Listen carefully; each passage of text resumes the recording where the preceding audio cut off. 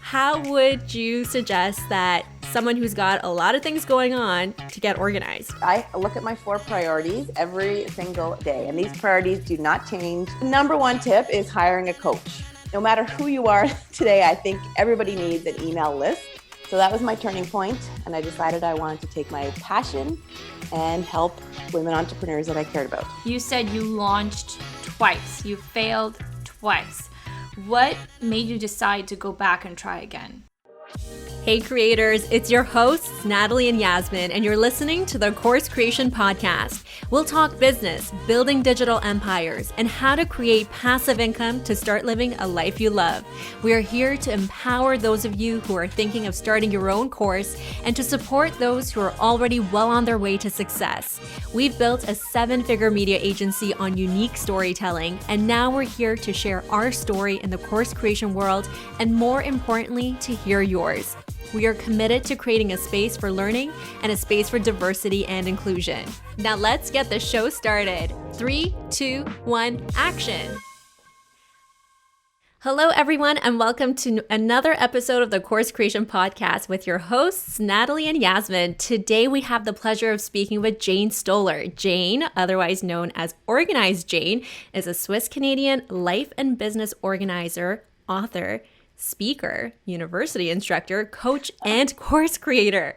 Jane wrote her first book called Organizing for Your Lifestyle in 2016 to help her friends get more organized. And it ultimately gained international attention and allowed Jane to turn her passion into a profitable business, which is Organized with Jane. Organized Jane. Jane is currently promoting her second book, Decluttering for Dummies, and she has a few online courses to offer, which we will learn more about in this episode and we can all use. So without further ado, Jane, thank you so much for joining us. It's so great to have you. Thank you for having me. Amazing. So, Jane, that was like a bomb little intro that Yasmin always does on every episode. But we really want to hear from you in your own words. Can you tell us a little bit about you, what you're all about, and what you're up to? Yeah, so people call me Organized Jane or just Jane. But what I do is I help people and businesses get more organized. And I do this through my books, through speaking events, which have taken a bit of a lull right now, other than virtual ones.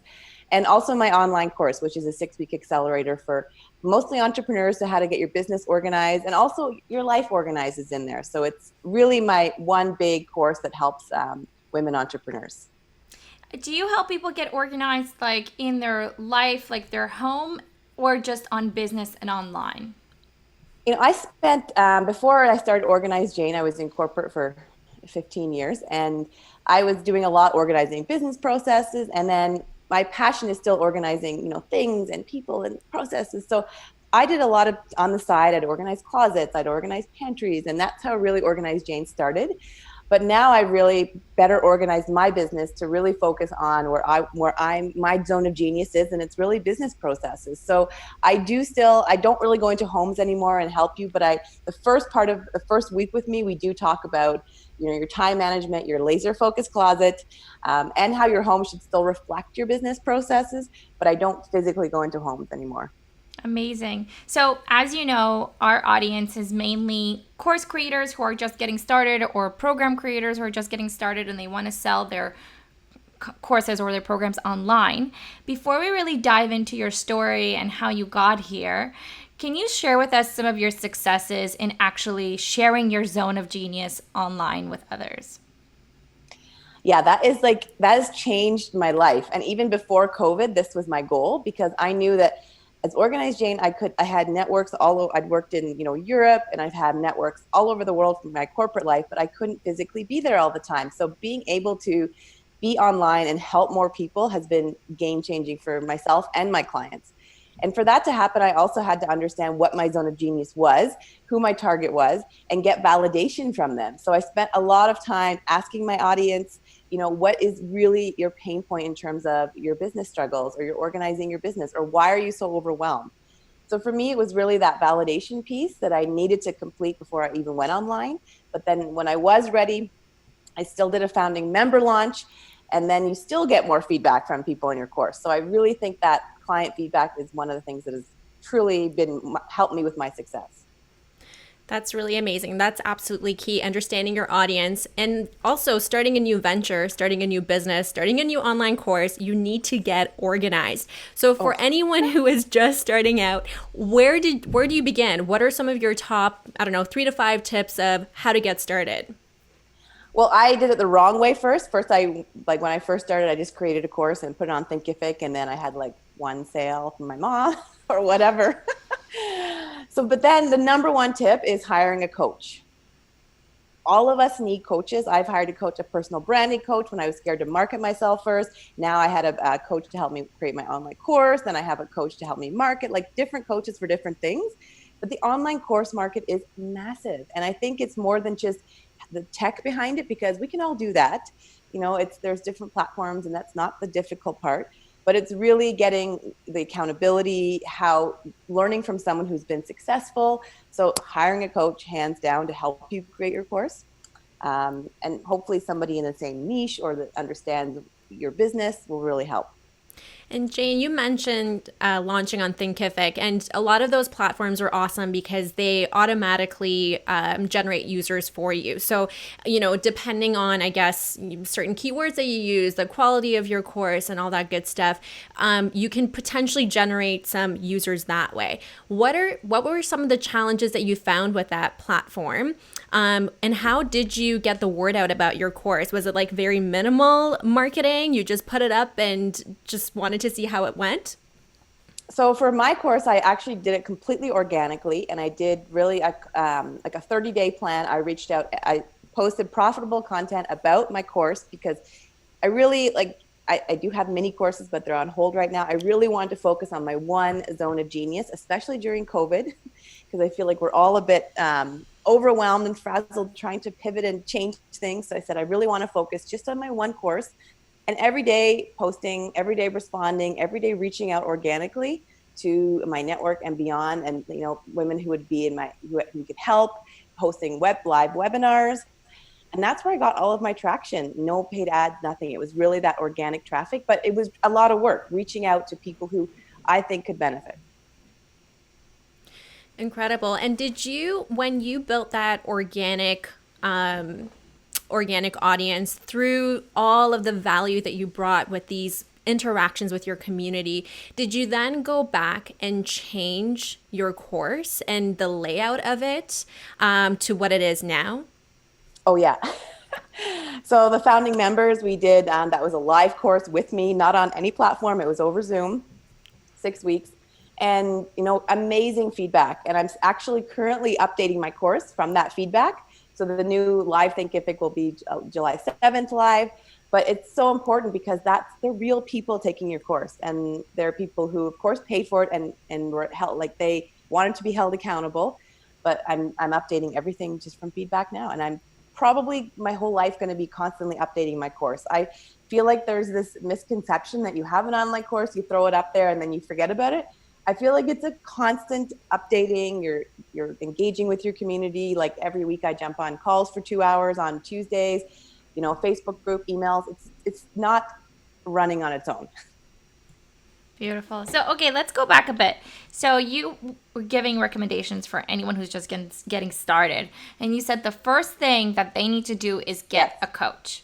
Mm-hmm. So, all right, we'll get a coach. What's next? Yes, I forgot about the other 4. Really to understand what your niche or your zone of genius is. You mentioned it before. So, if your niche is whatever it may be, like, dancing or, whatever, I don't know what you're creating a course for, or mine was organizing business processes. At first my first course was organizing for your lifestyle, and it was really broad, and it was too broad, and I didn't have a focus. Now I said, okay, women on 6-figure plus, women entrepreneurs who already have a successful kind of product or service, and kind of niche down onto the business process side. So when I understood that, the second part is really getting clear on what your focus is, as you can't overwhelm people with everything, because then they're not going to know what it's about and going to be too stressed. So that's my second tip. And my third tip is not to get overwhelmed with the tech. I know I mentioned like Thinkific as a platform. I did my first course on Zoom, and it was like anybody can do that. So I feel like we're overwhelmed with it. And then after I did the course, now my ClickFunnels is set up and my active campaign, but it doesn't all have to come at once. First, you should probably sell and get a few sales of your course before you set up all of that. And my final tip, like I already mentioned, is always improving it constantly. And that's something that I'll never stop doing. Amazing. Thank you so much for sharing all of those with us. Let's talk a little bit about organization, because that's you, right? That's what you're all about. You know, a lot of people can, like you said, get super overwhelmed with the tech, right? I feel like I can't tell you how many experts we had on this podcast recommending different kinds of platforms, and you're kind of like, okay, so I need this one and that one that leads to this one. So how do you recommend that somebody who's just starting out can really get organized with all the tech? Yeah, the tech I think we're all overwhelmed today with that. And, I did some research. When I first started Organize Jane, I spent 6 months researching, the best tech for my finance and to get, everything like for receipt tracking and all of that, the back end stuff. And then for, lead pages and your email campaign, which you need even before your course. So I'd say the first step is really starting with what you need first and then moving on to the next step. So all of us in business need an email, some kind of email tool, whether it's MailChimp, ActiveCampaign, they're all very similar, but you do need, no matter who you are today, I think everybody needs an email list, whether you have a course yet or not, and you should be starting to doing that on day one. So that's the first kind of tech that I think everybody should organize properly. And the second is really your accounting, which we forget about, but you need to have some kind of receipt tracking software and either align it with QuickBooks or whatever you're using, but you need to understand the money that's coming in every week and the money that's going out. I don't care if you're not good at numbers. I don't do math in public. I'm not good at it, but that is one of the techs that we forget about. And in my online course, we actually go through that and say, you need to understand this. Otherwise you'll be overwhelmed, or in 6 months from now, you might be losing money. So go ahead. Such a great point, Jane. I feel like I've always been the accountant in our in our business too, and it can get so overwhelming. And I was just, I know I've listened to your content before, and you mentioned it's just literally on the weekly, just allocating a little bit of time to get organized. It goes such a long way, and I try to implement that too. Sometimes it gets away from me, but it's so key, and I feel like we don't talk about that enough, and it's such an important part of business. You have to understand what's coming in, what's going out, because ultimately that's going to be what's going to result in revenue, like for you. Exactly. Yeah. And I find even before you start buying expensive softwares, get that down. Every Friday I have a weekly hour meeting in my calendar that if I for some reason I have to move it, I still do it, because those receipts add up. You need to understand that first. For sure. And just before we move on from the financial side of things, because I didn't want to necessarily just hone in on this, but what is the tool that you use for your receipts to stay organized? So I have 3 that I recommend, and I have that's one of my lead magnets talking about those 3 and how to use them. But I personally use Neat, N-E-A-T. And it's great for Canadians or Americans. So you take a picture of your receipt, and then it automatically uploads it. It says the vendor. Usually it's correct. In Canada, it marks our taxes out. And then once a week I go in there, I go into the Cloud Neat. I can update, okay, I had, lunch with so-and-so. This is for this event. And then I send it to my QuickBooks. Awesome. So I never keep a paper receipt. I throw those out afterwards. My accountant, at least in Canada or in BC, said that's fine. But it's even better because you can search for things, they don't get lost, and you can actually read them afterwards. That's amazing. That's really awesome. And we all have know. loopies. I had to just make a side note about that. Mine's broken. But this is not an ad, but hey, loopies are the best, guys. That's so funny. I noticed that too. I'm like, we have the same loopy. Yeah. That's awesome. Amazing. Really, really great tips. Go ahead, Nat. I know there is a burning question you have on your end. It's not really a burning question. I kind of want to back up a little bit because I feel like we dove into the actual advice so quickly. I really want to just get your story. Tell us a little bit about you growing up and sort of how you decided to be an entrepreneur. Yeah, this is an interesting story because I grew up in rural Ontario on a dairy farm. So both my parents were entrepreneurs, but they're both from Switzerland, which Switzerland is a very organized country. And I feel like that's where I get a lot of my organizing from. And then at 6 years old, I started to organize my pet cats, my stuffed animals. I was, and then at school, I would organize teachers' desks even, and I helped students. So it really, I've done a lot of research as well. And they say between 6 and 9 is when kids start to be either organized or disorganized. And today, actually, there's a problem because they have so much stuff, kids, that they're getting overwhelmed. So in my book, Decluttering for Dummies, I talk a lot about the psychology behind that and how kids are affected. So for me, I know that turning point. And then in Canada, I just felt like a society, I had to go to university. There was this push for me. It was like, to be successful, I had to be a lawyer, a VP, or a CEO. And, I went to McGill, got an undergrad, worked for a bit, went back and got an MBA and then a master's in international business because I felt like I had to. And then I climbed the corporate ladder with a cement company, Lafarge. They've moved me to Vancouver and Edmonton, and then I got recruited and moved to Zurich, Switzerland. And then there, my job was, and really, I was only successful in corporate, not because I understood concrete, but because I understand how to organize businesses properly. So I was managing the largest concrete plant in Vancouver, and it was all just about organizing. And then in Switzerland, I was tasked with making unprofitable businesses profitable. And again, it was all about efficiency and organizing processes. But I'm not sure if you guys have corporate backgrounds, but I was so frustrated with the red tape and spending so much time and energy helping these amazing employees, but the money would go to the shareholders. So that was my turning point, and I decided I wanted to take my passion and help women entrepreneurs that I cared about. Amazing story. So much in that story that I really want to unpack. I know, yeah. Like itching. The first question is going to be a little bit selfish because I have a 2-year-old daughter. And so I'm very curious about what you talked about, the psychology of organizing. Right now, it's so funny. She'll take her toys and she'll literally like stack them on the couch in order. And I'm like, oh my goodness, like she's way more organized than I am. But I'm just curious, when you said between the ages of 6 and 9, is that genetic or is that something that parents can help children hone their skills? You can actually start, if you notice it, you can start pushing in the direction of organizing. But they say between 6 and 9, you can already tell the way they're naturally going to put things away, or if they're messy, there's already that that gene in them. But they recommend that's when you can also start developing their skills.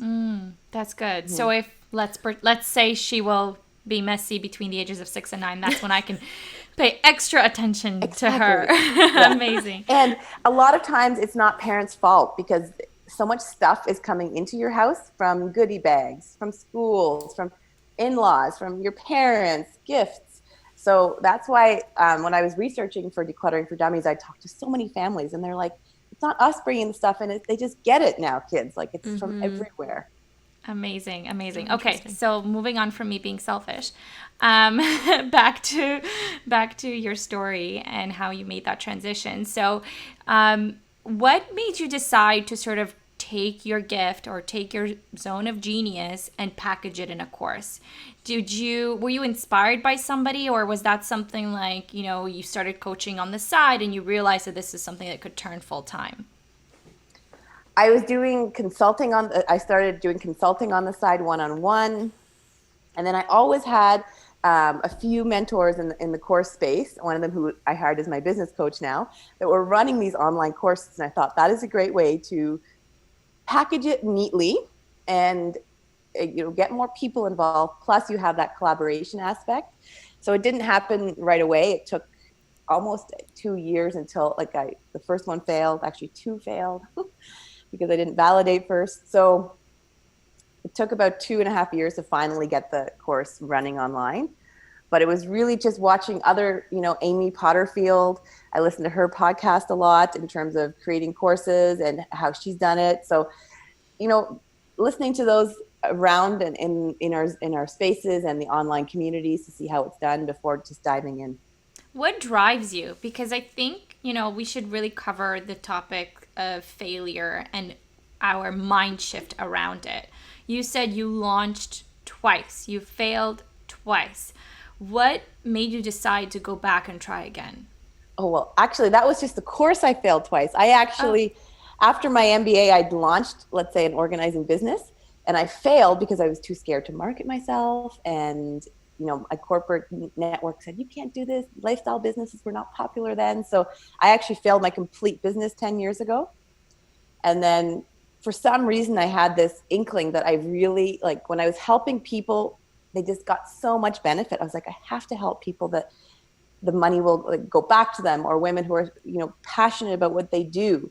So I think it was just that perseverance that I knew what I was doing was helping people, and I had that validation from them. And then the courses that failed, I kept, putting them up and spending so much time doing them, and then nobody would. So it was really disappointing.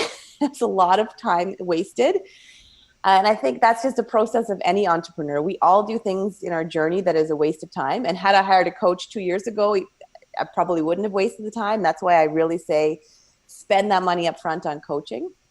And I probably wouldn't have made those two mistakes. So you kind of already answered that question for me, but if you had to go back and do it all over again, would that be the thing? Would you just hire the coach up front? Yeah, I did for personal branding to get over my fear, but when you're, I was like $5,000 for like a online course creator. It's so expensive, US, but that money is the best money you'll ever spend. Amazing. That's really, really good to know. I think that, your experience in sharing in that is going to allow a lot more people to feel comfortable making that step. Because you're right, that is a lot of money up front. But if somebody said to you, okay, spend that money up front and you'll be A, a lot more organized, B, a lot more successful, wouldn't you do it? Exactly. Totally. And I think the perception that we have is we have to spend that much money on our website and our logos and our branding. And yes, when you evolve, you do. But the first thing you need to do is really to hire a coach to get focused on like what the course is about, and sell it, right? You don't even need a website first. I'd say first that coach would be the first step. Yeah, so that's so key, and it's such a great takeaway. Investing in yourself, that's the number one step to really, really getting organized. That resonates with us so much. And let's go back to having the conversation about you can hone your brand, you can revise your brand over time. How long did it take you to really establish that for yourself? Yeah, I didn't become Organized Jane. I was just like JPS Consulting, my incorporated business name. So when I left corporate, for almost a year, I made my own really website that nobody went to. I had like a Instagram. I was just growing. I didn't have anything. So I just kind of went to my network and said, this is what I can offer you. And my brand really evolved. And then I was getting some PR, and then I hired a publicist, and she's like, well, it would be nice if you had like a website and a nice brand. And then I invested in that. But that's when I already had some income coming in. Amazing. And that leads to sort of the next question that I have. Natalie and I speak about this all the time because we have multiple businesses right now that we're running and managing simultaneously. And when we started our business, our agency business 10 years ago, we basically had this whole mindset of like, let's not sit on two chairs at once. Let's focus on creating this business, taking it to the next level before we take anything else on. And that was sort of what we did to get ourselves organized and to focus. Yeah. And I want to hear your input and insight on that. If let's say we currently have our online course that we're launching, we have the podcast that we're launching, and we're still managing NYB Media, is that too much? How would you suggest that someone who's got a lot of things going on to get organized? And this is exactly what we do in my course. Is a lot of people they've had an established business, they're making money, now they're expanding, right? So if you really want to get to that next level, you're probably going to have to outsource, eliminate tasks, or automate at this point, because you cannot do everything, right? So it's the first week in my course, I sit down with all my business women and we go through a task audit, and we assign hours and time to what you're doing. And, and already put numbers on terms of, do you love doing it? Are you good at it? Are you not good at it? Is it your zone of genius? And those, you can already kind of see red flags in terms of what you're doing. Both of you are probably doing things that are not your zone of genius, that probably could be eliminated or made more efficient. So those are the type of things that could be in that, I say, danger zone of helping you get more organized, because you want to spend 80% of your time on your revenue generating activities. So you can have those multiple businesses now, but what ones, let's say, bring you the revenue? Where are you spending your time? If you're spending the most time in the ones that bring you no revenue, probably not a good time tool, but you might have to do it for marketing. So I'd say you can have multiple businesses, but again, you need to be realistic and not do everything at once, and hire out if you can. But also, as women, we love the control, and a lot of us are perfectionists. So we also have to be able to let go of that when you're, expanding. I have like a lead up question to that, because I was doing some snooping and I watched one of your YouTube videos, and it was like a Q&A, and somebody asked you, how do you make money? And you said that somebody really valuable had said to you at some point that a millionaire has 7 streams of income. And so you sort of started naming your different streams of income. And I'm like, well, how does she manage all of that? So That's a good point. Yeah. So is that something that you still believe, that you need to have multiple streams of income to be successful? And if so, how are you personally managing all of that? Yeah, actually, that was my Nicole Lappin. She's written a few books on finance, and I read that in there a few years ago, and I was like, she's right. So what I mean by that is, let's say if you're in corporate, you usually get one, sometimes big paycheck from one location, and you don't have time for anything else sometimes. But if you lose that job, it's, look what happened right now, there's no more income. If you had a business event planning right now, only event planning, and COVID hit, you don't have a business right now. So that's where I believe in the multiple streams. And if you organize, like I said, properly, you can get your streams, or you can have more than one stream of income. So for myself, my biggest stream of income is, my online course, but I also do speaking events, which is not my core focus, but it is another avenue, plus my books. So you sell physical things. So I didn't do it all at once, and I have help now to grow those. And then I have investment properties that have taken some time, and that's a revenue stream. So all of that will add up. But again, I don't tell everybody they have to do this tomorrow. It takes some time, and you have to first grow what your revenue general will be to cover your expenses, but then think, what else can you do to bring in revenue? Online courses can generate revenue while you sleep, but then can you add something else, like a book or whatever it may be? That's amazing. That's really, really good advice. And I love that you are really emphasizing on the fact that it doesn't have to happen overnight, because I think that so many people, when they're confronted with that, are like, oh, beep, how am I going to make this happen? How am I going to have 7 streams of income? And it can be incredibly overwhelming. And it doesn't have to be big streams either. That's another thing. Like, it can be something little, like that you do just throughout the year, that brings a little bit of cash in, but is there if you need it on a rainy day. 100%. I love that. Thank you so much for that. So I want to go back to the course creation world.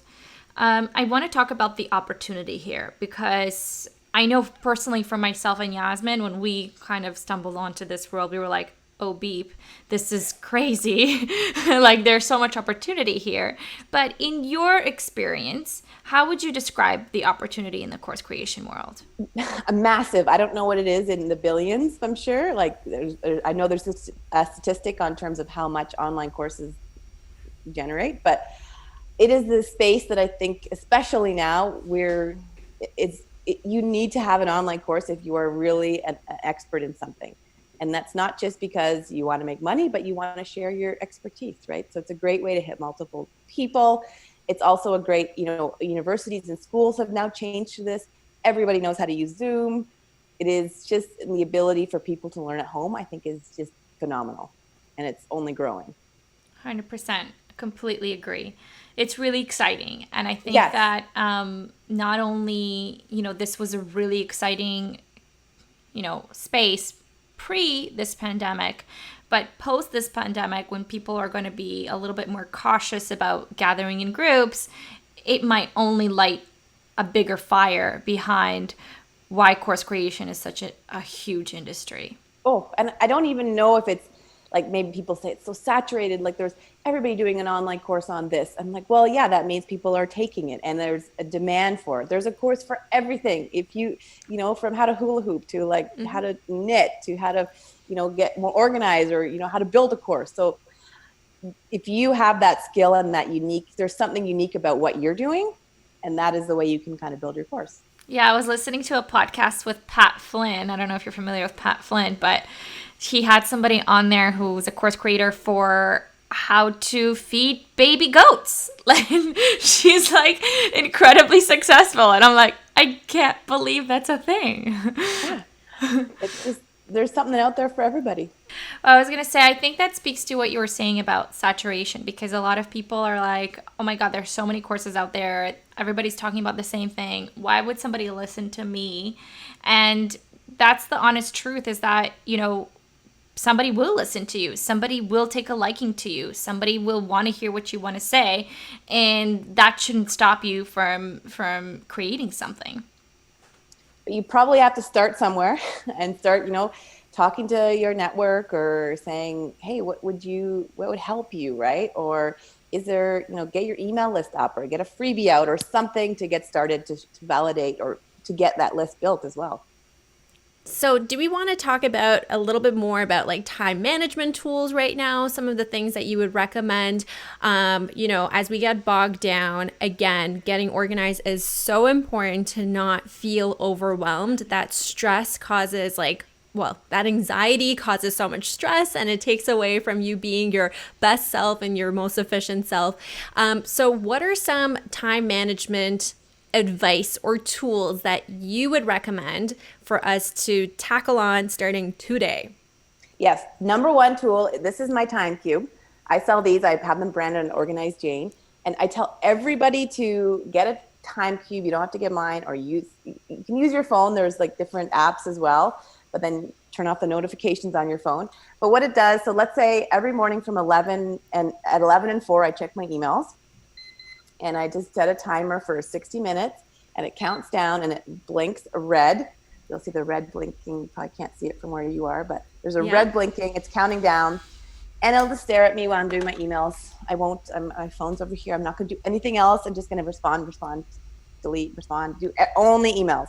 And it's so simple, but we are so distracted today. So we get up, we check our Instagram, we have, this is a phone call. We should really just get more focused the way we used to, right? We used to sit down on school and work on projects and for an hour and finish that and then move on. So just having some accountability tool to get you focused, whether it's, you know, a 15-minute decluttering in your closet, or I do emails for 2 hours a day, right? Or 5-minute Instagram engagement, whatever it is, hold yourself time accountable.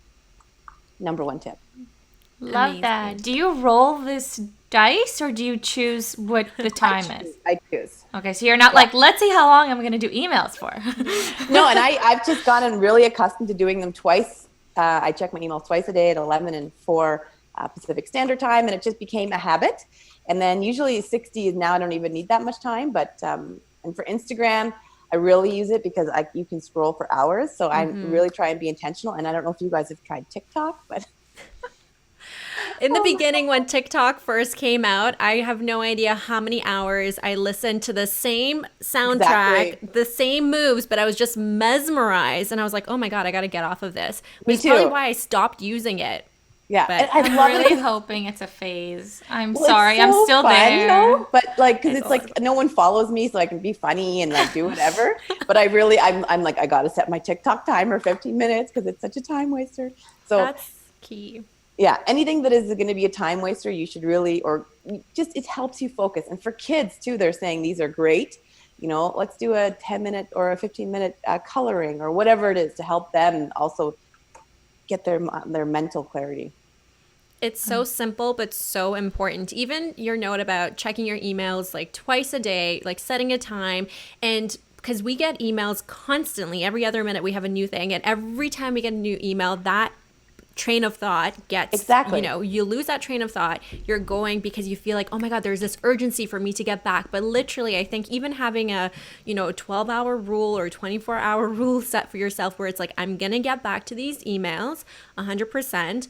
And I've allocated this hour, and that way nothing's going to fall through the cracks. And I'm really going to focus on that. And it's just a perfect time management and getting back to getting organized. So awesome. I love that. Yeah, that's my number one tip, really. Yeah. And what else you got? Well, I just going back to the email. They say that checking emails, if you check your emails first thing in the morning, you're actually 30% less productive during the day. Oh, so wow. It's that from, I believe, like a UK article that I have, and I can send you the link, but it was really eye-opening too, because then you're so reactive first thing in the morning. So when should you check emails? Well, it depends on your routine, right? But for me, I do it at 11 and 4. Makes sense for me. But whatever. I understand some industries are very email focused, like realtors or things like that. Then you have to maybe change that doesn't apply. But no one's ever had like an organizing emergency. So, fair enough. It's okay.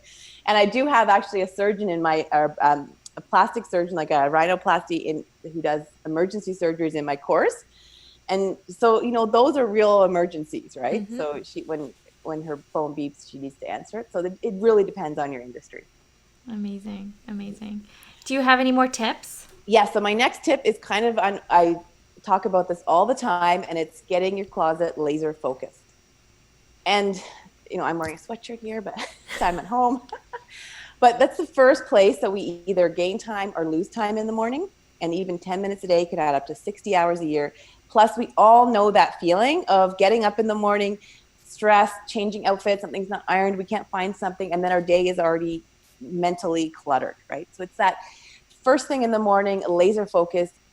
80% of your clothes you should feel confident in them. They should be what what you have or your lifestyle.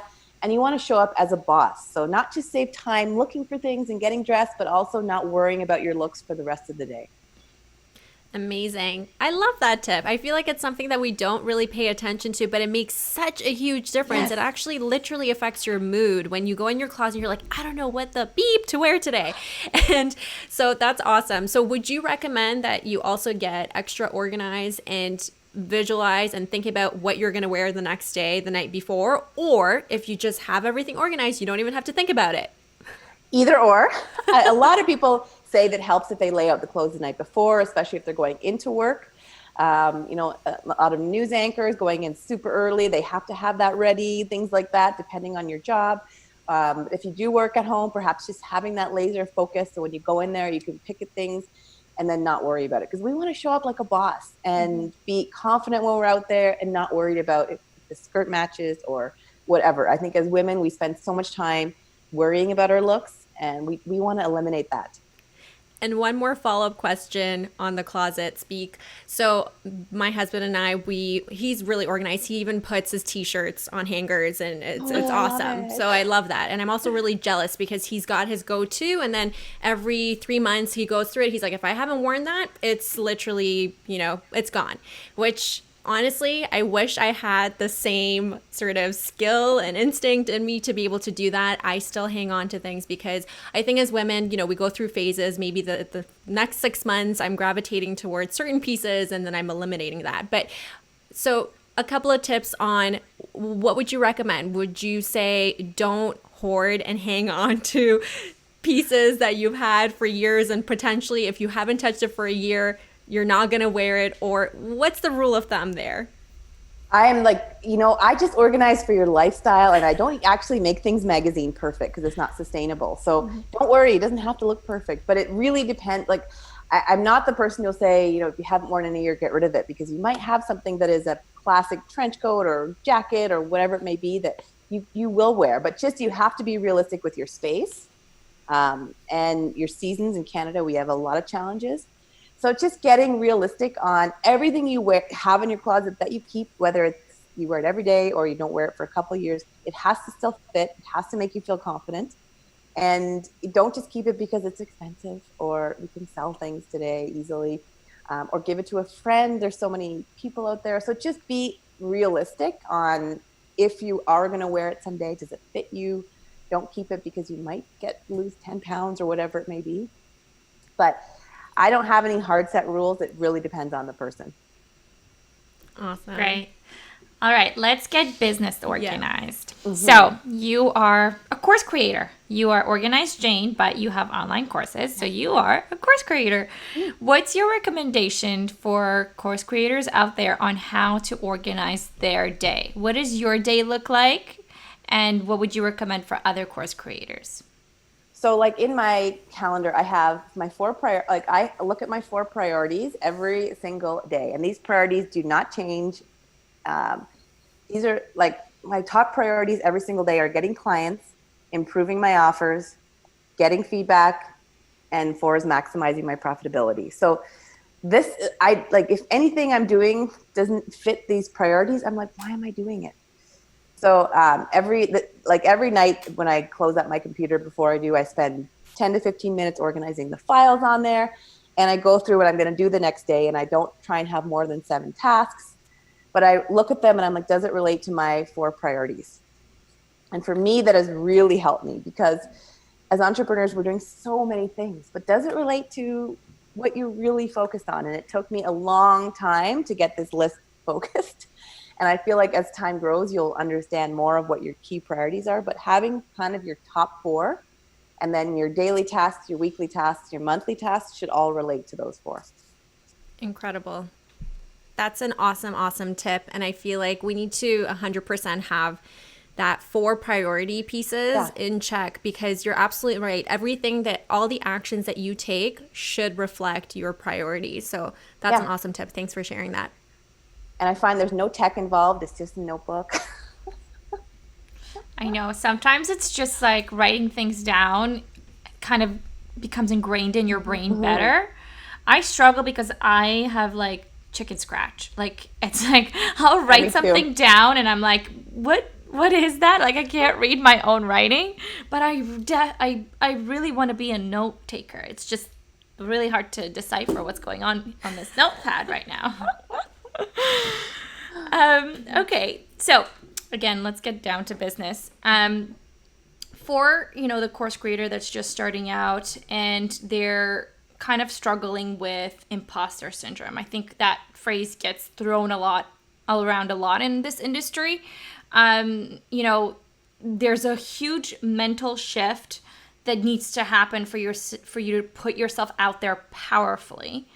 Do you have any suggestions or recommendations for anyone who's currently struggling with that?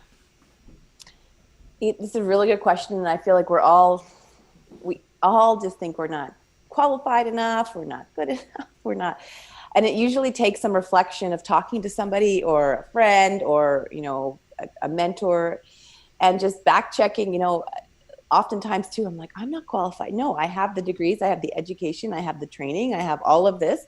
So just constantly it's very difficult. We all have it, no matter how qualified we are, or we still get stressed. But I talk to my mentors or having friends or having an inner circle that you can really relate to, or mentors or podcasts to listen to help you get over those fears. And of course, it's not going to happen overnight. So just, you do still need to have, maybe there's certifications you need for your online course. Maybe there's a training. People often ask me, what are your qualifications? How did you learn this? So you do need to be prepared to answer those questions and have it. And if not, maybe go find it. But now I'm confident enough to say, no, I've done X, Y, and Z. Here's testimonials. Here's my certificates and degrees. So it does help when you have that organized. So interesting. You mentioning that people actually ask you what your qualifications are kind of brought up for me. I'm very curious how you structure your courses. So there's sort of that part that's sort of like the passive courses, right? Where you create something online and people can watch it in their own time and do the work in their own time. And then there's courses where not only you have that passive function of the course, but you also have the part where you collaborate and do lives with people and have Q&As. Is that sort of what you recommend for structuring the courses? I'm no expert on, what anybody else should do. For myself, it works because people are signing up for my courses because they want to still interact with myself. And one of my value adds is that I develop one standard operating procedure or organizing process, I call them, for their business. So in order to do that, I have to understand their business, get to know them a bit. So for my course, it's so imperative that I do have the 2 hours a week live with everybody in the course.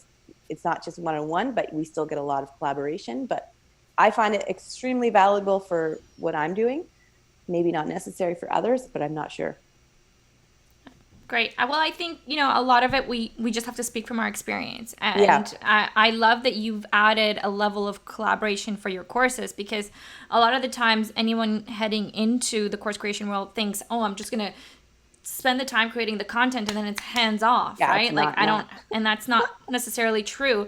The reason people buy into you is because they want more time with you. Like, they want to actually be coached by you and mentored by you and hear from you personally. So I think collaboration is huge. And if you can create a collaborative experience online, that's really interesting. Huge. And I find the women even in the Facebook group, they're always sharing and getting ideas and helping another. And then, I'm in there every day. And then on our calls, they're just wonderful and you also have to trust somebody to show them that you're inside of your business. And there's a vulnerable aspect too.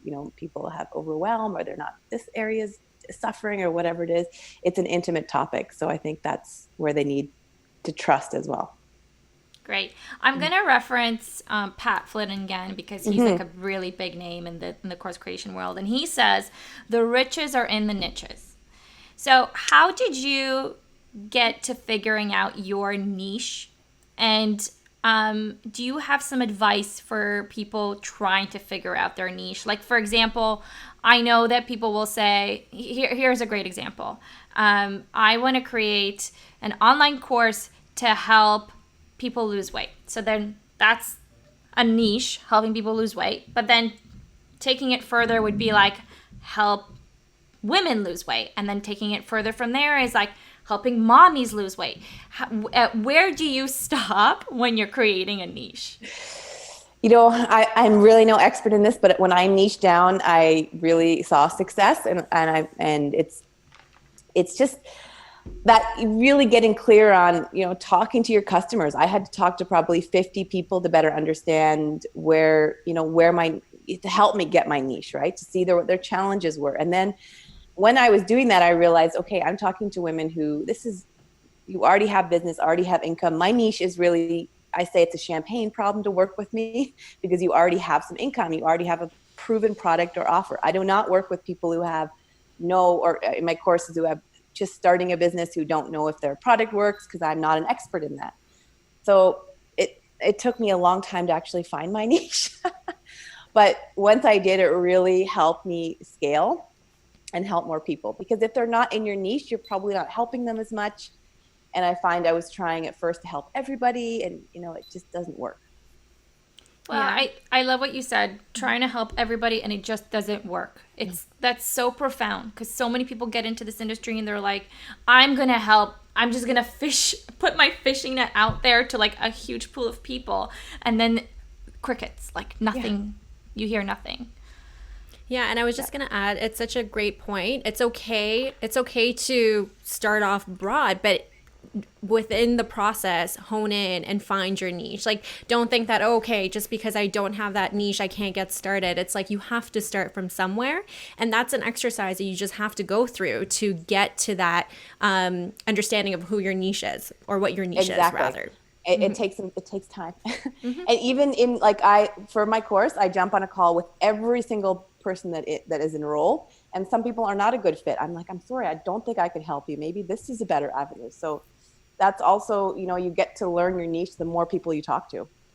Yeah, I think you also said something really, really important right now, is you can't help everyone, and don't be afraid of actually saying, I can't help you, because exactly.